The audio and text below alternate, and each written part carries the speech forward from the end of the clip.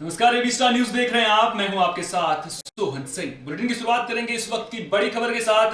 UP सरकार मंत्रिमंडल का विस्तार कर सकती है। आपको बता दें कि यूपी के मंत्रिमंडल में 10 मंत्री नए शामिल किए जा सकते हैं। इसके अलावा पुराने मंत्रियों को भी हटाया जा सकता है। कुछ मंत्रियों पर गाज गिर सकती है। आपको बता दें कि जो खबर सामने आ रही है उसके मुताबिक 8 दिसंबर को यूपी सरकार मंत्रिमंडल का विस्तार कर सकती है। तो 8 दिसंबर को हो सकता है मंत्रिमंडल का विस्तार। 6 मंत्रियों को मंत्रिमंडल से हटाने की चर्चा की जा रही है। इसके अलावा 10 नए मंत्री यूपी में बनाए जा सकते हैं। तो यूपी सरकार के मंत्रिमंडल विस्तार को लेकर के यह खबर सामने आ रही है। आपको बता दें यूपी में 10 नए मंत्री बनाए जा सकते हैं।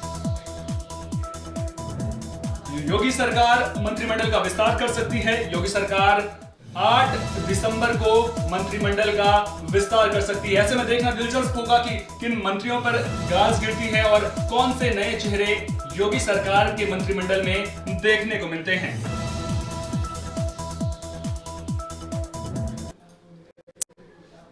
योगी सरकार में मंत्री नंद गोपाल नंदी का बड़ा बयान सामने आया है। आपको बता दें कि उन्होंने कहा है कि उन्हें विजय मिश्रा से डर नहीं लगता है और जो अपराधी होता है वो कुत्ते की तरह होता है। क्या कुछ कहा है नंद गोपाल नंदी ने, सुनिए। नहीं, हमें विजय मिश्रा नहीं, हमें किसी से डर नहीं लगता। हम भगवान से डरते हैं और भगवान के सामने नतमस्तक होते हैं। सभी व्यापारी भाइयों से कहना चाहता हूँ, कोई भी अपराधी है वो कुत्ते की तरह होता है। अगर आपको दौड़ाएगा और आप भागेंगे तो काट लेगा, लेकिन आप रुक जाएंगे तो हो सकता है सूंघे और पूंछ हिलाए, लेकिन डांट देंगे तो भागेगा जरूर। यही मंत्रिमंडल का विस्तार होने जा रहा है तो उसमें ये खबर आ रही है कुछ मंत्रियों को हटाया भी जाएगा उनके काम काज को देखते हुए। क्या आपको नहीं लगता है कि परफॉर्मेंस पे एक मौका और दिया जाना चाहिए जिनको हटाया जाना है? नहीं, देखिए ये सब शीर्ष हमारे पार्टी के सर्वोच्च और शीर्ष लोगों का निर्णय होता है, उसमें हमारा कोई कमेंट नहीं। तो नंद गोपाल नंदी को आपने सुना किस तरह से वो कह रहे थे। उनका साफ तौर पर कहना था कि विजय मिश्रा जो है एक अपराधी है और उन्हें अपराधी से बिल्कुल भी डर नहीं लगता है। तो अब इस पूरे मामले को लेकर विजय मिश्रा क्या कुछ कहते हैं वो भी देखने वाली बात होगी। चलिए बढ़ते हैं अगली खबर की ओर। किसानों का हल्ला बोल लगातार जारी है। दिल्ली के बॉर्डर इलाकों में किसान डटे हुए हैं और पिछले 11 दिनों से प्रदर्शन कर रहे हैं। साफ तौर पर किसानों का कहना है कि सरकार तीनों कृषि कानूनों को वापस ले। अगर सरकार तीनों कृषि कानूनों को वापस नहीं लेगी तो उनका प्रदर्शन यूं ही जारी रहेगा। तो दिल्ली हरियाणा पर स्थित सिंगू बॉर्डर पर हजारों किसानों की भीड़ पिछले 10 दिनों से दिन रात डटी हुई है। किसानों का प्रदर्शन गाजीपुर बॉर्डर, टिकरी बॉर्डर पर भी जारी है। इसके अलावा बुराड़ी ग्राउंड पर भी कुछ किसान प्रदर्शन कर रहे हैं। किसानों और सरकार के बीच 5 दौर की बातचीत भी हो चुकी है, लेकिन गतिरोध लगातार जारी है। अब किसानों ने 8 दिसंबर को भारत बंद का ऐलान भी किया है। इसी के साथ सबकी निगाहें अब 9 दिसंबर को सरकार के साथ होने वाली किसानों की बातचीत पर टिकी हैं। वहीं दिल्ली पुलिस ने राजधानी में ट्रैफिक मैनेजमेंट की जानकारी देते हुए बताया कि कालिंदी कुंज, सूरजकुंड, बदरपुर और आयानगर बॉर्डर दोनों ओर से खुला हुआ है। वहीं हरियाणा जाने के लिए धनसा, दरोला, कापसहेड़ा, रजोकरी, NH8, बिजवासन, पालम विहार और ढूंढेरा बॉर्डर का इस्तेमाल किया जा सकता है।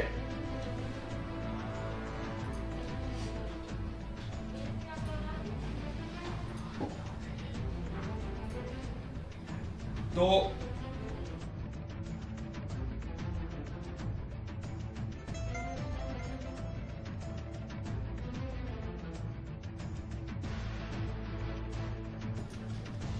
ट्रैफिक को लेकर के दिल्ली पुलिस ने एडवाइजरी जारी की है। साफ तौर पर कहा है कि सिंगू बॉर्डर, औचंदी, लामपुर, पियाओ, मनियारी, मंगेश बॉर्डर बंद हैं। NH44 दोनों ओर से बंद कर दिया गया है। पुलिस ने कहा है कि लोग अभी सफीबाद, सबोली, NH8, भूपरा, अप्सरा बॉर्डर और पेरिफेरल एक्सप्रेसवे का इस्तेमाल करें। नोएडा लिंक रोड पर चिल्ला बॉर्डर को बंद कर दिया गया है। पुलिस के मुताबिक दिल्ली आने के लिए नोएडा लिंक रोड का इस्तेमाल ना करें, बजाय इसके DND का इस्तेमाल करें। तो दिल्ली में किसानों का हल्ला बोल लगातार जारी है। दिल्ली के बॉर्डर इलाकों में किसान बड़ी संख्या में डटे हुए हैं। सरकार से बातचीत का सिलसिला भी लगातार जारी है। 5 दौर की बात सरकार से हो चुकी है, लेकिन कोई समाधान निकलता हुआ नहीं दिख रहा है। आपको बता दें कि किसानों ने जो कृषि कानून है उनमें संशोधन का जो प्रस्ताव सरकार का था उसे ठुकरा दिया है। साफ तौर पर कहा है कि वो जो कानून है उनमें संशोधन नहीं चाहते हैं, बल्कि तीनों कानूनों को सरकार वापस ले, ऐसे किसानों की मांग है। और अब 8 दिसंबर को किसानों ने भारत बंद का आह्वान भी किया है। तो कुल मिलाकर देखा जाए तो किसान और सरकार के बीच तकरार जारी है और सरकार पूरी तरह से बैकफुट पर नजर आ रही है, क्योंकि एक और किसान हमलावर है सरकार पर, दूसरी ओर जो विपक्ष हैं उनके भी तेवर तल्ख नजर आ रहे हैं। ऐसे में अब सरकार क्या किसानों के आगे झुकती है या फिर किसानों को कानून में संशोधन की बात मानकर ही वापस लौटना पड़ता है, ये भी देखने वाली बात होगी। तो केंद्र सरकार के खिलाफ किसानों का हल्ला बोल लगातार जारी है। लगातार किसान प्रदर्शन कर रहे हैं, सरकार से तीनों कृषि कानूनों को वापस लेने की मांग कर रहे हैं। आपको बता दें कि विज्ञान भवन में किसानों और सरकार के बीच बातचीत भी हुई थी। इस दौरान जब सरकार की ओर से किसानों को खाना परोसा गया तो किसानों ने वो खाना खाने से इनकार कर दिया। दिल्ली के विज्ञान भवन में बातचीत दोपहर 2 बजे शुरू हुई। बैठक शुरू होने के बाद किसान नेताओं ने सरकार से बिंदुवार लिखित जवाब मांगा। किसान नेताओं का कहना है कि हमने पिछली बैठक में जो बातें रखी थी, सरकार उनका बिंदुवार लिखित रूप से जवाब दे, जिसे सरकार ने स्वीकार कर लिया है। चर्चा के बीच हुए लंच ब्रेक के दौरान किसानों ने एक बार फिर सरकार द्वारा दिए गए लंच और चाय को स्वीकार नहीं किया। किसानों ने लंच के दौरान अपने साथ लाया खाना ही खाया। इससे पहले भी 3 दिसंबर को हुई बैठक में किसानों ने सरकारी खाना खाने से इनकार कर दिया था। बता दें कि प्रदर्शनकारी किसान दिल्ली से लगी सीमाओं पर डटे हुए हैं और सरकार से नए कृषि कानूनों को वापस लेने की मांग कर रहे हैं। उनमें ज्यादातर किसान पंजाब से हैं। इससे पहले शुक्रवार को सिंघू बॉर्डर पर हुई बैठक के बाद किसान नेता हरिंदर पाल लखोवाल ने कहा था कि हमने सरकार से गुरुवार को बात की है। हमने साफ कहा है कि तीनों कानून वापस लें। सरकार बिजली कानून और पराली जलाने को लेकर जुर्माना पर मानती दिख रही है, लेकिन हम सभी किसानों को बोलते हैं कि वो यहाँ आए, लड़ाई आर पार की है, हम पीछे हटने वाले बिल्कुल भी नहीं हैं। तो कुल मिलाकर देखा जाए तो किसान सरकार से आर पार के मूड में है। आपको बता दें कि जब किसानों का प्रदर्शन शुरू हुआ था तो उसके बाद 1 दिसंबर को बात हुई थी, 3 दिसंबर को बातचीत हो चुकी है, 5 दिसंबर को बातचीत हो चुकी है। 3 दिसंबर के दिन जब बातचीत हुई थी तो उस दिन किसानों ने सरकार को जो तीनों कृषि कानून हैं उनको लेकर के बिंदुवार तरीके से अपनी जो समस्याएं हैं वो दर्ज कराई थी, वो लिखित रूप से सरकार को दी थी। सरकार से कहा था कि हमें इस कानून से ये दिक्कत है, हमें एमएसपी खत्म होने का डर है, या फिर कॉन्ट्रैक्ट फार्मिंग को लेकर के जो भी प्रावधान सरकार लेकर आई है उसमें जो दिक्कतें किसानों को हो रही थी, वो आपत्तियां जो किसानों को थी, किसानों ने वो दर्ज कराई थी, लिखित रूप से सरकार को दिया था। उसके बाद सरकार ने 5 दिसंबर को कानून में संशोधन का प्रस्ताव भी रखा था, लेकिन किसान नहीं मान रहे हैं। किसान अपने साथ 4 से 5 महीने का राशन लेकर आए हैं और साफ तौर पर किसानों का कहना है कि अगर सरकार कानून वापस नहीं लेती है तो उनका प्रदर्शन तब तक जारी रहेगा। जब सरकार कानून वापस लेगी तभी वो अपना प्रदर्शन खत्म करेंगे। गृह मंत्रालय ने दिल्ली पुलिस को किसानों को बॉर्डर इलाकों में ही रोकने के आदेश दिए हैं। साफ तौर पर आदेश दिया है कि किसान दिल्ली की सीमा के अंदर ना घुसने पाए। दरअसल किसानों का हल्ला बोल लगातार जारी है और ऐसे में जो किसानों के साथ में जो प्रदर्शनकारी हैं, जो अराजक तत्व हैं, वो वीआईपी इलाकों को निशाना बना सकते हैं, वो वीआईपी इलाकों में आकर हंगामा कर सकते हैं। लिहाजा गृह मंत्रालय पूरी तरह से मामले को लेकर अलर्ट नजर आ रहा है। आपको बता दें कि आदेश में दिल्ली पुलिस से कहा गया है कि किसानों को बॉर्डर पर ही रोककर रखा जाए। गृह मंत्रालय से आदेश मिलने के बाद दिल्ली पुलिस ने सुरक्षा के चाक चौबंद इंतजाम किए हैं। किसानों को रोकने के लिए दिल्ली पुलिस ने कंटीले तारों वाले बैरिकेड्स को मुख्य हथियार बनाया है। इसके अलावा किसानों के ट्रैक्टर ट्रॉली को रोकने के लिए जर्सी बैरियर और मिट्टी से भरे डंपर लगाए गए हैं। दिल्ली पुलिस के इतिहास में पहली बार ऐसा हो रहा है कि बैरिकेड्स के ऊपर कंटीले तार लगाए गए हैं। इसके अलावा दिल्ली के सभी बॉर्डर पर बड़ी संख्या में पुलिस बल तैनात किया गया है। दिल्ली पुलिस ने बैरिकेड्स के गोल घेरे कर कंटीले तार लगवाए हैं। बैरिकेड्स पर ये कंटीले तार बेल्डिंग करके लगवाए गए हैं, जिन्हें दिल्ली के सभी बॉर्डर पर लगाया गया है। बता दें कि सीएए और एनआरसी का जब विरोध हुआ था तो उस प्रदर्शन के दौरान भी इस तरह के बैरिकेड्स नहीं लगाए गए थे। इसके अलावा हर बॉर्डर पर 2 से 3 जगहों पर पिकेट लगाकर चेकिंग की जा रही है। नई दिल्ली जाने वाले हर रास्ते पर चेकिंग की जा रही है। दरअसल दिल्ली पुलिस को खुफिया इनपुट्स मिले हैं कि किसान ग्रुप में आकर किसी वीआईपी जगहों या फिर प्रधानमंत्री आवास और केंद्रीय गृह मंत्री आवास पर प्रदर्शन कर सकते हैं। इसको देखते हुए लगातार वीआईपी जगहों की सुरक्षा को और कड़ा कर दिया गया है। यहाँ पर अतिरिक्त पुलिस जवान तैनात किए गए हैं। नई दिल्ली में वीआईपी जगहों की ओर जाने वाले रास्तों पर भी पिकेट लगाकर चेकिंग की जा रही है।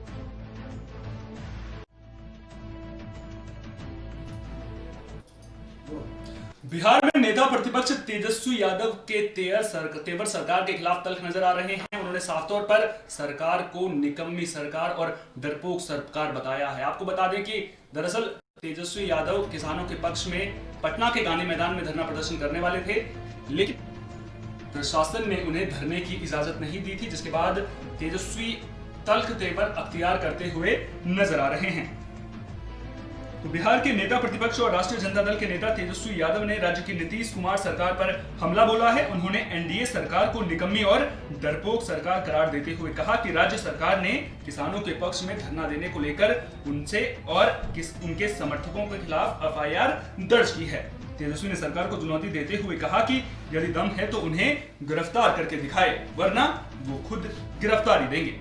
आरजेडी नेता ने कहा कि किसानों के लिए वो फांसी पर चढ़ने के लिए भी तैयार हैं। बता दें कि यादव ने शनिवार को अपने समर्थकों के साथ पटना के गांधी मैदान में संसद द्वारा पारित नए कृषि कानूनों की वापसी की मांग को लेकर धरना दिया था। प्रशासन की तरफ से अपने खिलाफ दर्ज एफआईआर को लेकर उन्होंने ट्वीट कर कहा, डरपोक और बंधक मुख्यमंत्री की अगुवाई में चल रही बिहार की कायर और निकम्मी सरकार ने किसानों के पक्ष में आवाज उठाने के जुर्म में हम पर एफआईआर दर्ज की है। दम है तो गिरफ्तार करो, अगर नहीं करोगे तो इंतजार बाद स्वयं गिरफ्तारी दूंगा। किसानों के लिए एफआईआर क्या, अगर फांसी भी देनी है तो दे दीजिए। तो एक और किसान लगातार प्रदर्शन कर रहे हैं, वहीं दूसरी ओर जो विपक्ष के तेवर हैं वो लगातार तल्ख होते नजर आ रहे हैं। साफ तौर पर कहना है कि जो सरकार है वो किसान विरोधी सरकार है। जब हम किसानों के विरोध में प्रदर्शन करने गए तो हम पर एफआईआर दर्ज कर दी गई। पिछले दिनों आरएलएसपी प्रमुख उपेंद्र कुशवाहा और मुख्यमंत्री नीतीश कुमार के बीच मुलाकात हुई थी। इस मुलाकात के बाद कई कयास लगाए जा रहे हैं। ये कयास लगाए जा रहे हैं कि जो उपेंद्र कुशवाहा हैं वो एनडीए में शामिल हो सकते हैं। आपको बता दें कि जब लोकसभा चुनाव हुए थे तो उस दौरान उपेंद्र कुशवाहा ने एनडीए से नाता तोड़ दिया था। इसके अलावा जब 2020 के विधानसभा चुनाव हुए तो उन्होंने महागठबंधन से नाता तोड़कर एआईएमआईएम के साथ गठबंधन बनाकर मुख्यमंत्री पद के लिए चुनाव लड़ा था। वो साफ तौर पर मुख्यमंत्री पद के उम्मीदवार उन्होंने खुद को बताया था।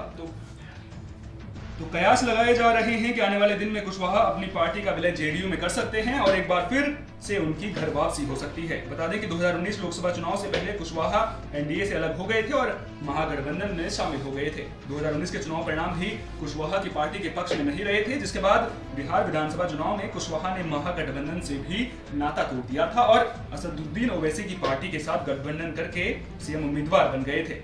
और अब चुनाव में हार के बाद कुशवाहा के सियासी भविष्य को लेकर सवाल खड़े हो रहे हैं।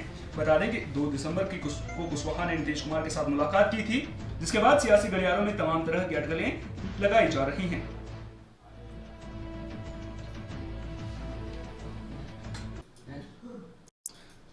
बीजेपी नेता कैलाश विजयवर्गीय ने बड़ा बयान दिया है। उन्होंने कहा है कि अगले साल जनवरी में सीए को लेकर कानून लागू हो सकता है। साथ ही उन्होंने टीएमसी पर भी गंभीर आरोप लगाए हैं। कहा है कि जो तृणमूल कांग्रेस पार्टी है वो जो शरणार्थी हैं उनको लेकर हमदर्दी नहीं रखती है। तो बीजेपी के वरिष्ठ नेता कैलाश विजयवर्गीय ने शनिवार को कहा कि संशोधित नागरिकता कानून यानी सीएए अगले साल जनवरी से लागू हो सकता है। बीजेपी के राष्ट्रीय महासचिव ने आरोप लगाया कि तृणमूल कांग्रेस की सरकार शरणार्थियों के प्रति हमदर्दी नहीं रखती है। उत्तर 24 परगना जिले में अन्याय और अभियान के तहत उन्होंने पत्रकारों से कहा, हमें उम्मीद है कि सीएए के तहत शरणार्थियों को नागरिकता देने की प्रक्रिया अगले साल जनवरी से शुरू हो जाएगी। उन्होंने कहा, केंद्र सरकार ने सीएए को ईमानदार नीयत से पड़ोसी देशों से हमारे देश आए उत्पीड़ित शरणार्थियों को नागरिकता देने के लिए पारित किया था। विजयवर्गीय की टिप्पणी पर प्रतिक्रिया देते हुए तृणमूल कांग्रेस के नेता और राज्य के मंत्री फरहाद हाकिम ने कहा कि बीजेपी पश्चिम बंगाल के लोगों को मूर्ख बनाने की कोशिश कर रही है। सीए में पाकिस्तान, बांग्लादेश और अफगानिस्तान ने 31 दिसंबर 2014 से पहले भारत आ गए हिंदू, सिख, बौद्ध, ईसाई, जैन और पारसी शरणार्थियों को भारत की नागरिकता देने का प्रावधान दिया है। तो कैलाश विजयवर्गीय का बड़ा बयान सामने आया है। उन्होंने साफ तौर पर कहा है कि अगले साल जनवरी में जो सीए कानून है वो लागू हो सकता है।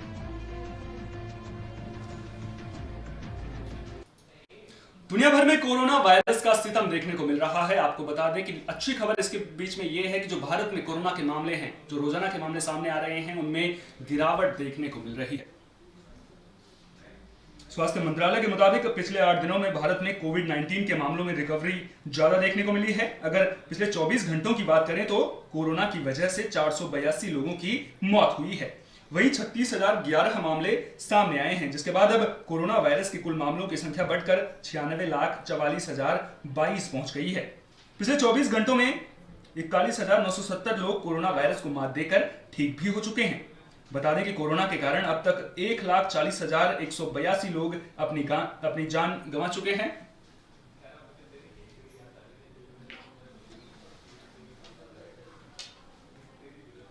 वहीं अगर स्वास्थ्य मंत्रालय से मिली जानकारी को देखें तो उसके मुताबिक देश में रिकवरी रेट अब बढ़कर 94.36% हो गया है, जबकि मृत्यु दर 1.45% है। वहीं भारत में करीब 136 दिन पहली बार एक्टिव मामलों की संख्या 4,10,000 से कम हुई है। 22 जुलाई को देश में 4,11,000 एक्टिव मामले थे। पिछले 8 दिनों से रिकवरी रेट नए मामलों की तुलना में ज्यादा बना हुआ है। वहीं दुनिया भर में कोरोना के अब तक 6,68,32,931 मामले सामने आए हैं। वहीं 15,33,741 लोगों की मौत हो चुकी है। पेट्रोल और डीजल की कीमतों में बढ़ोतरी का सिलसिला लगातार जारी है। आपको बता दें कि आज तेल कंपनियों ने पेट्रोल और डीजल के दामों में 28 से 30 पैसे की बढ़ोतरी की है,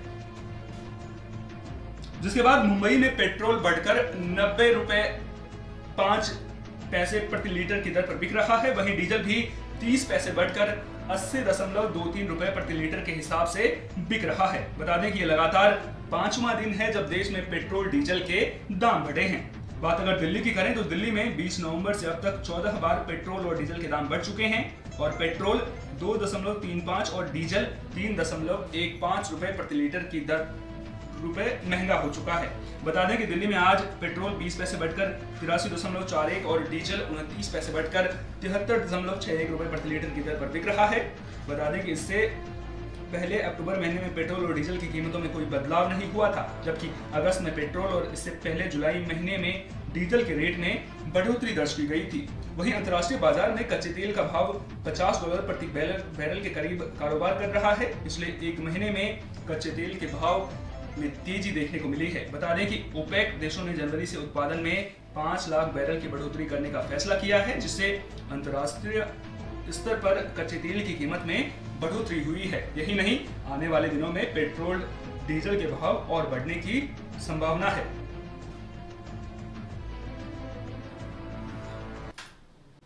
मुंबई के लालबाग में एक सिलेंडर धमाके की खबर सामने आ रही है। आपको बता दें कि इस हादसे में 20 लोग घायल हुए हैं। ये जानकारी नगर निगम की ओर से दी गई है।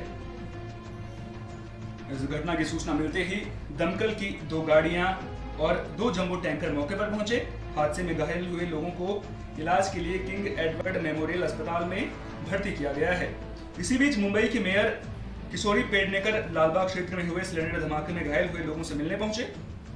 स्थानीय लोगों के मुताबिक बिल्डिंग के बंद कमरे में गैस सिलेंडर में विस्फोट हुआ। पिछले कुछ समय से वहां गैस का रिसाव हो रहा था। स्थानीय लोगों ने फायर ब्रिगेड को इस बारे में सूचना दी, हालांकि उनकी जान से पहले ही वहां धमाका हो गया। तो ये खबर मुंबई के लालबाग इलाके से सामने आई है, जहां पर सिलेंडर में धमाके की खबर सामने आई है और वहां पर 20 लोग घायल हो गए हैं। दमकल की 2 गाड़ियां और 2 जंबो टैंकर मामले की जानकारी मिलते ही मौके पर पहुंचे। जो घायल लोग हैं उन्हें इलाज के लिए अस्पताल में भर्ती करवा दिया गया है। आपको बता दें कि जो गैस का रिसाव है उसकी खबर दी जा चुकी थी, लेकिन जब तक वहां पर जांच की जाती उससे पहले ही वहां पर धमाका हो गया, जिसमें 20 लोग घायल हुए हैं।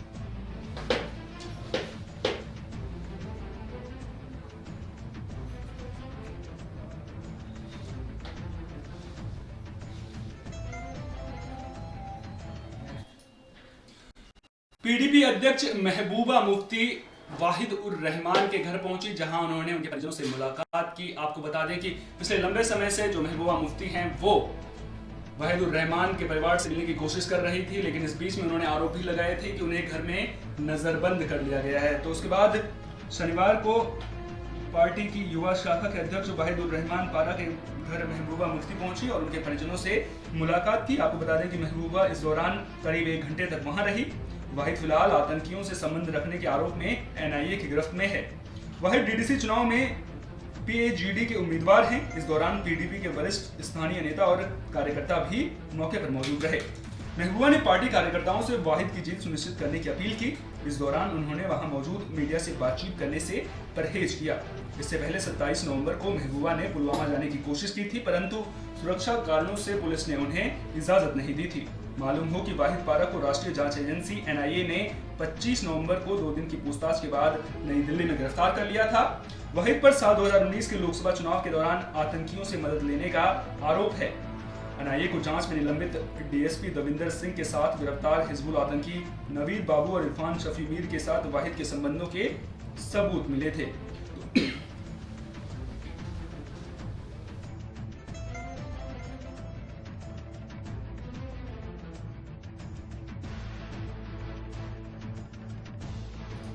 तो महबूबा मुफ्ती बेटी इल्तिजा मुफ्ती के साथ शनिवार को पार्टी की युवा शाखा के अध्यक्ष वाहिदुर रहमान पारा के घर पहुंची और उनके परिजनों से मुलाकात की, उन्हें ढांढस बताया। आपको बता दें कि वाहिदुर रहमान फिलहाल NIA की गिरफ्त में हैं।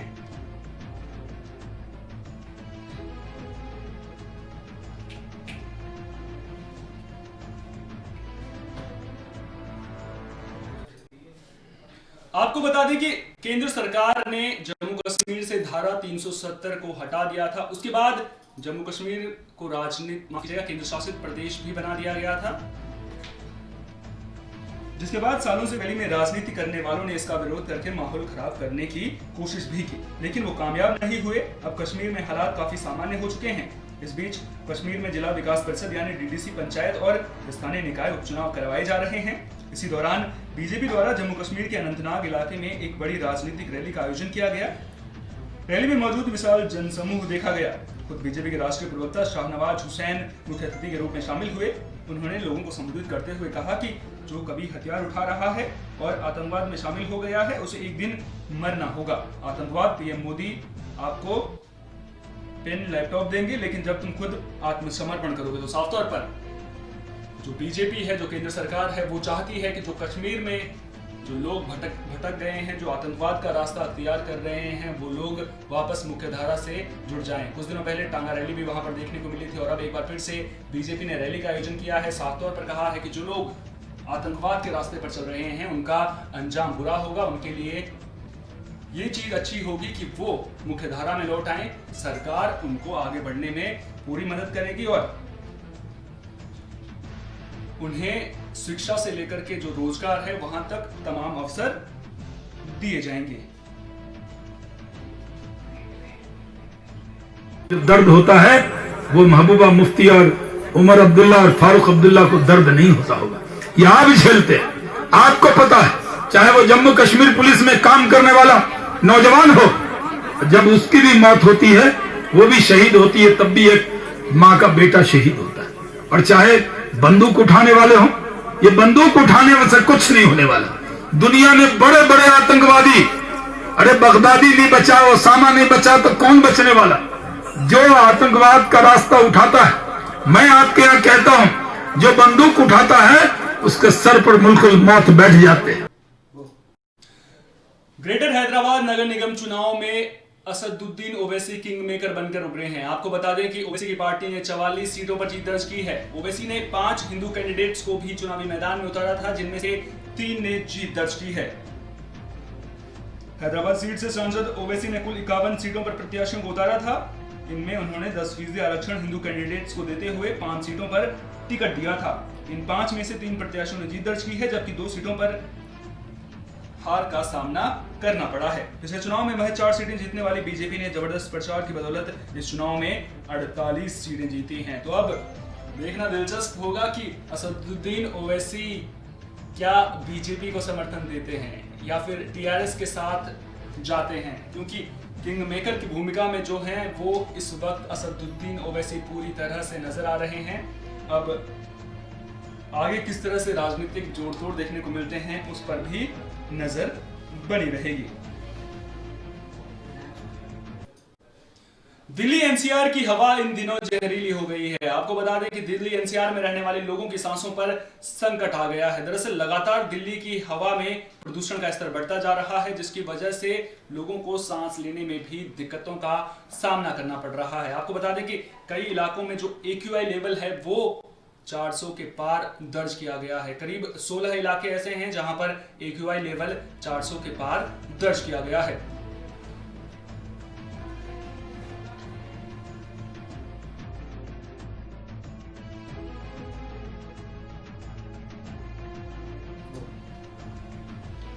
दिल्ली की हवा लगातार जहरीली होती नजर आ रही है। केंद्रीय प्रदूषण नियंत्रण बोर्ड की वेबसाइट के अनुसार सुबह 9 बजे दिल्ली के प्रमुख 16 इलाकों का AQI 400 के पार दर्ज किया गया, जो गंभीर श्रेणी में आता है।